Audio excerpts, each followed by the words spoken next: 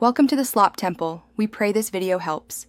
You start in Settings. Because iOS doesn't use a traditional Force Stop button, you manage background activity from the app page.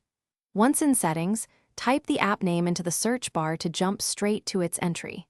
Tap the app's name and review permissions and background options. This is the first actionable step to prepare for stopping its activity. Make sure you note whether background app refresh is enabled. Since disabling, it prevents the app from restarting itself in the background. Once you're on the app settings screen, toggle off background app refresh. This is how you effectively stop ongoing background processes. Next, if the app still acts up, disable its cellular or Wi-Fi permissions temporarily to cut network activity. If the app offers an account sign-out or a clear cache option in its own settings, use that. Signing out often terminates persistent sessions.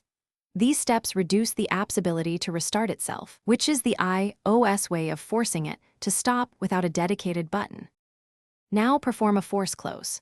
Bring up the app switcher and swipe the app's preview card upward to remove it from memory. This ends the current process immediately. After that, restart your device to clear any lingering threads.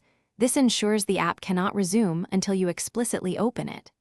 If problems persist despite these steps, reinstall the app or check for an iOS update, because corrupted installs or system bugs often cause persistent crashes. Troubleshooting tip: if reinstalling fails, backup data and contact app support. Thanks for watching. Consider subscribing if we helped you.